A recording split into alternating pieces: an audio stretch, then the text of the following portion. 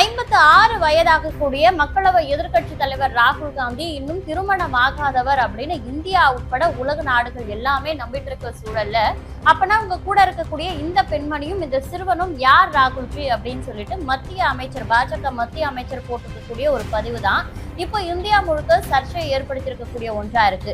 இதற்கு காங்கிரஸ் தரப்புல பல விளக்கம் அளிக்கப்பட்டும் கூட பல ஆதாரங்களை பாஜகவும் முன்னெடுத்து வைப்பதும் இன்னும் சர்ச்சையாகி வருகிறது. இந்த தகவல் குறித்த முழு பின்னணி என்ன, ராகுல் காந்தியோட இருந்த அந்த பெண்மணி யார், ராகுல் காந்திக்கு உண்மையிலேயே திருமணம் ஆச்சா ஆகலையா அப்படின்ற குறித்த பல விஷயங்களை தான் இந்த காணொலியில பார்க்க போறோம்.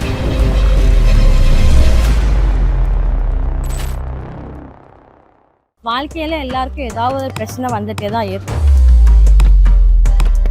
எல்லா பிரச்சனைக்குமே பாரம்பரிய சோழி பிரச்சனத்துல முன்னோர்கள் தீர்வு சொல்லி வச்சிருக்காங்க.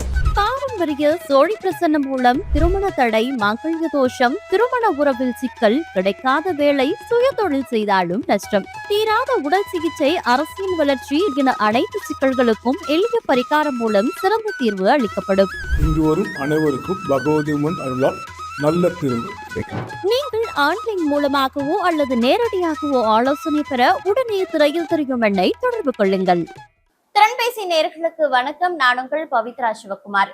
ஆளும் மத்திய அரசான பாஜகவுடைய டீலிமிட்டேஷன், நீட் விவகாரம் இதையெல்லாம் எதிர்த்து காங்கிரஸ் ஒரு தரப்புல பயங்கரமா அரசியல் செய்துட்டு இருந்தாலும் அதற்கு எதற்குமே பிடி கொடுக்காத பாஜக தற்போது ஒரு புதிய பிரச்சனையை கையில் எடுத்திருக்காங்க. அது என்ன அப்படின்னு பாத்தீங்கன்னா, சமீபத்துல ராகுல் காந்தி மக்களவை எதிர்கட்சி தலைவரா இருக்கக்கூடிய ராகுல் காந்தி அவர்கள் வெளிநாட்டு பயணம் போயிட்டு வந்தாரு. அதுவும் லோக்சபா அந்த மீட்டிங் நடக்கிறதுக்கு சில நாட்களுக்கு முன்னாடிதான் அவர் நாடு திரும்பியே இருந்தாரு. இதை வைத்துதான் தற்போது பாஜக ஒரு மிகப்பெரிய காய் நகரத்துல செஞ்சுட்டு இருக்காங்க. அது என்ன அப்படின்னு பாத்தீங்கன்னா, அவர் அந்த வெளிநாட்டு பயணத்தின் போது எடுக்கப்பட்ட ஒரு புகைப்படம்.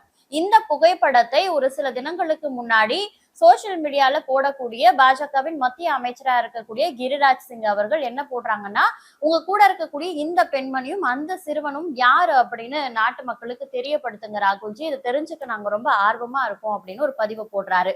அந்த புகைப்படத்துல இருக்கக்கூடிய அந்த பெண்மணியும் சரி சிறுவனும் ராகுல்ஜி அவர்களுமே 3 பேருமே ஒரே மாதிரியான கூலிங் கிளாஸ் போட்டுக்கிட்டு, அந்த பெண் எப்படி இருக்காங்க அப்படின்னு பார்த்தா அவங்க ஒரு இஸ்லாமிய பெண் போல தெரியுறாங்க. அவங்க புர்கா அந்த தலையை சுற்றி அணிந்திருக்கக்கூடிய அந்த காட்சிகளை பார்க்க முடியுது.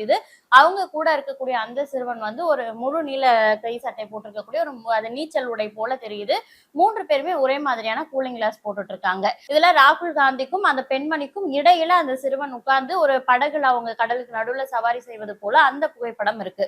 இதை பார்த்த சோசியல் மீடியா பயன்பாட்டாளர்கள் பலருமே ராகுல் காந்திக்கு திருமணம் ஆகல அப்படின்னு சொன்னதெல்லாம் போய் அவருக்கு வெளிநாட்டுல வேறு ஒரு குடும்பம் இருக்கு, அவருக்கு தனிப்பட்ட முறையில ஒரு பர்சனல் லைஃப் இருக்கு அப்படின்ற மாதிரி நிறைய விஷயங்களை ரூமர்ஸ கிளப்ப ஆரம்பிச்சாங்க.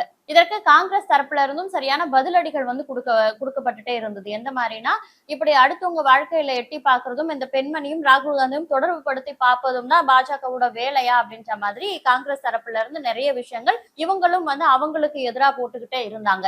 இதுல தொண்டர்கள் பதிலடி கொடுக்கறத தாண்டி கட்சி தலைமை என்ன சொல்றாங்க, இந்த ஒரு விவகாரத்துக்கு என்ன முடிவு சொல்லியிருக்காங்க, விளக்கம் கொடுத்திருக்காங்க அப்படின்றத ரொம்ப முக்கியமான ஒரு விஷயமா பார்க்கப்படுது. அப்படி கட்சி தலைமையில இருந்து என்ன சொல்லியிருக்காங்க காங்கிரஸ் கட்சி தலைமையிலன்னு பார்த்தா, காங்கிரஸோட செய்தி தொடர்பாளரான சுப்ரியா ஸ்ரீநாதே இது குறித்து என்ன சொல்றாங்கன்னா, புகைப்படத்துல இருக்கக்கூடிய அந்த பெண் ராகுல் காந்தியோட நண்பருடைய மனைவி, அந்த சிறுவன் அந்த நண்பருடைய மகன் தான்.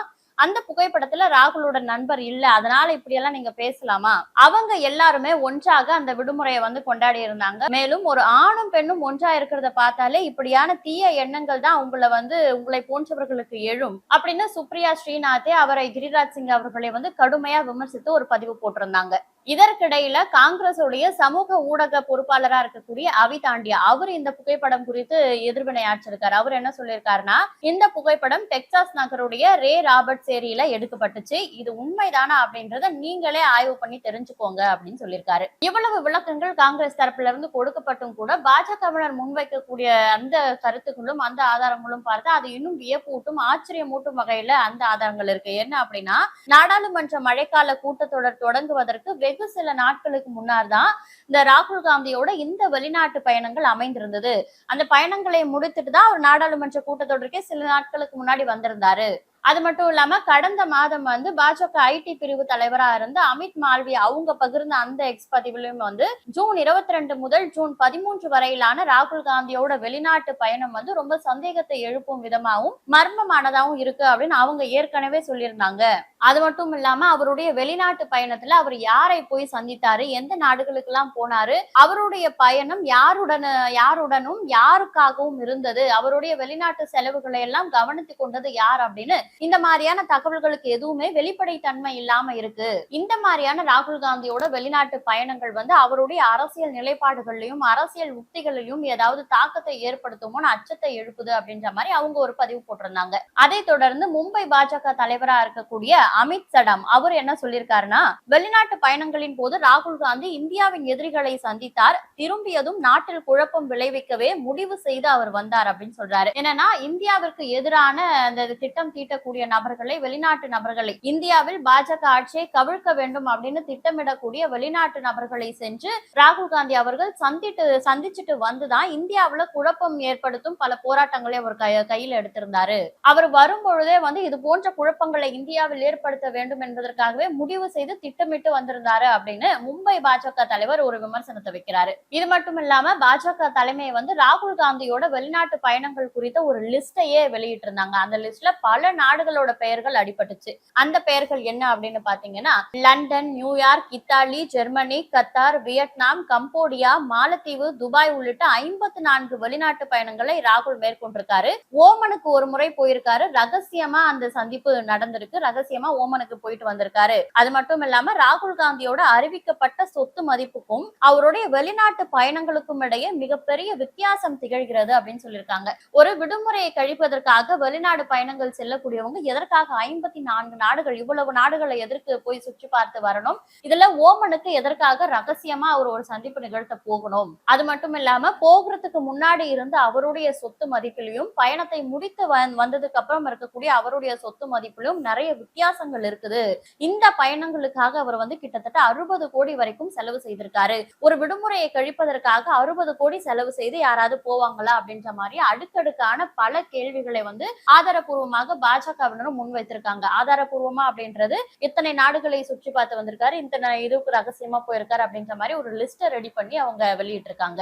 இந்த விஷயங்களை எல்லாம் உற்று நோக்கக்கூடிய பாஜக தொண்டர்கள் பலருமே வந்து இந்தியாவிற்காக ராகுல் காந்தி தன்னுடைய வாழ்க்கையை அர்ப்பணித்தார், திருமணமே செய்து கொள்ளாமல் இத்தனை வயசு வரைக்கும் இருக்கிறாரு, இந்தியாவுல வந்து மீண்டும் காங்கிரஸ் ஆட்சி மலர செய்யற வரைக்கும் அவர் திருமணமே வேண்டாம் அப்படின்னு இருக்காரு, இதுவரைக்கும் கட்டி வைத்திருந்த பிம்பங்கள் எல்லாமே இப்போ உடைஞ்சு போயிருச்சு. இவருடைய நோக்கம் இதெல்லாம் கிடையாது. அவருக்கு வெளிநாட்டுல ஒரு ஃபேமிலி இருக்கு. இந்தியாவை பொறுத்த வரைக்கும் ராகுல் காந்தி தன்னை வந்து நாட்டுக்காக அர்ப்பணித்தவர் அப்படின்னு பார்க்கிற ஒரு பார்வை இருக்கணும்ன்றதுக்காக தான் இங்க இது போன்ற அந்த உறவு முறைகள்ல ஈடுபடாம வெளிநாட்டுல இப்படியே ஒரு வாழ்க்கை வாழ்றாரு அப்படின்ற மாதிரியான நிறைய கருத்துக்கள் சோசியல் மீடியால பரப்பப்பட்டு இருக்கு. அது மட்டும் இல்லாம சீக்கிரமே பாஜகவோட ஆட்சியை கவிழ்த்து விட்டு, அதாவது 3 முறை பிரதமர் மோடி அவர்கள் பாஜக ஆட்சி இந்தியாவில் அமைந்ததை தொடர்ந்து இந்த ஆட்சியை எப்படியாவது கவிழ்க்க வேண்டும் என்பதற்காகவே வெளிநாட்டு, அதாவது இந்தியாவை வீழ்த்த நினைக்கும் வெளிநாடுகளுடன் அவர் தொடர்புல இருந்து அவங்களுடைய அந்த சஜஷன்ஸ் எல்லாம் கேட்டு வந்து இந்தியாவில் இம்ப்ளிமெண்ட் பண்ணி பாஜக ஆட்சியை கவிழ்ப்பதற்கு நிறைய சதிகள் செய்யறாரு. அதனுடைய ஒரு வெளிப்பாடு, அதுல ஒரு முயற்சி தான் இந்த இத்தனை நாடுகளுக்கு அவர் பயணம் போயிட்டு வந்தது. அது மட்டும் இல்லாம அந்த புகைப்படம் அப்படின்ற மாதிரியான பல கருத்துக்களையும் சோசியல் மீடியால பகிர்ந்துட்டு இருக்காங்க. மக்களவை எதிர்க்கட்சி தலைவர் ராகுல் காந்தி குறித்து வெளியாகி இருக்க இந்த சர்ச்சை புகைப்படம் குறித்தும் பாஜக அவர்கள் முன்னெடுக்கும் இந்த அரசியல் முயற்சி குறித்தும் உங்களுடைய கருத்து என்ன அப்படின்றத கமெண்ட்ல சொல்லுங்க. எனக்கு தெரிஞ்ச பல விஷயங்களை உங்களோட பகிர்ந்துகிட்டேன். இதே போன்ற பல விஷயங்களோட அடுத்த காணொலியில் சந்திக்கிறேன். அதுவரை உங்களிடமிருந்து விடைபெறுவது பவித்ரா சிவகுமார். வாழ்க்கையில எல்லாருக்கும் ஏதாவது ஒரு பிரச்சனை வந்துட்டே தான் இருக்கும். எல்லா பிரச்சனைக்குமே பாரம்பரிய சோழி பிரச்சனத்துல முன்னோர்கள் தீர்வு சொல்லி வச்சிருக்காங்க. பாரம்பரிய சோழி பிரசன்னம் மூலம் திருமண தடை, மங்கள தோஷம், திருமண உறவில் சிக்கல், கிடைக்காத வேலை, சுய தொழில் செய்தாலும் நஷ்டம், தீராத உடல் சிகிச்சை, அரசியல் வளர்ச்சி என அனைத்து சிக்கல்களுக்கும் எளிய பரிகாரம் மூலம் சிறந்த தீர்வு அளிக்கப்படும். இங்கு வரும் அனைவருக்கும் பகவதி அம்மன் அருளால் நல்ல தீர்வு. நீங்கள் ஆன்லைன் மூலமாகவோ அல்லது நேரடியாகவோ ஆலோசனை பெற உடனே திரையில் தெரியும் எண்ணை தொடர்பு கொள்ளுங்கள்.